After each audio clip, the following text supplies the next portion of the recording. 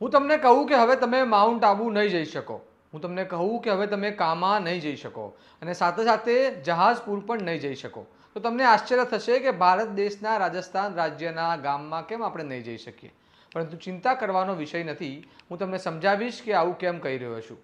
આપણે વિગતે વાત કરીએ સમગ્ર મામલા વિશે આ અહેવાલમાં. નમસ્કાર, હું ચિરાગ વર્ષાબેન, આપ જોઈ રહ્યા છો સ્વમાન. રાજસ્થાનના 3 એવા સ્થળની વાત કરવી છે જે હાલ ખૂબ ચર્ચામાં આવ્યા છે, જેમાં પહેલું નામ ગુજરાતીઓ માટે ફેવરિટ સ્થળ માઉન્ટ આબુનું છે. માઉન્ટ આબુ એટલે હરવા ફરવા સાથે ગુજરાતીઓનું પાર્ટી કરવાનું હોટ ફેવરિટ સ્થળ પણ છે અને આ ઉપરાંત માઉન્ટ આબુને પવિત્ર યાત્રાધામ તરીકે પણ મહત્વનું સ્થાન મળેલું છે. બીજું નામ છે ડીગ જિલ્લાનું કામા અને ત્રીજું નામ છે જહાજપુર.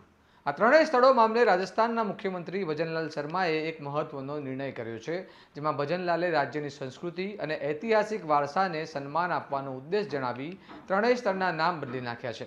ભજનલાલે કહ્યું હતું કે આ નિર્ણય સ્થાનિક લોકોની ભાવના અને ઐતિહાસિક તથ્યોને ધ્યાને લઈ કરવામાં આવ્યો છે અને ત્રણેય સ્થળોના નામ બદલવાથી સ્થાનિક વિસ્તારની પ્રાચીન ઓળખને જીવતી રાખી શકાશે.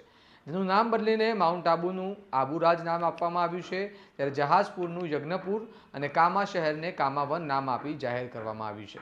ટૂંકમાં હવે તમે માઉન્ટ આબુ જશો તો તમને આબુરાજ નામ સત્તાવાર રીતે જોવા મળશે, તમે જહાજપુર જશો તો યજ્ઞપુર નામ જોવા મળશે અને કામા જશો તો તમને કામાવન નામ જોવા મળશે.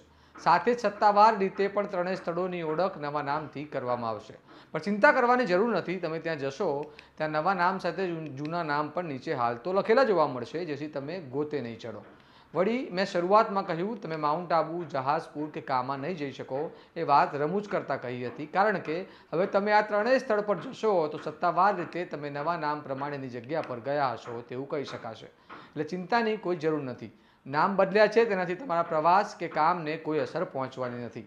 આ પ્રકારના અહેવાલ તમને પસંદ છે તો સ્વમાનની ચેનલને સબસ્ક્રાઇબ કરવાનું ભૂલતા નહીં. નમસ્કાર.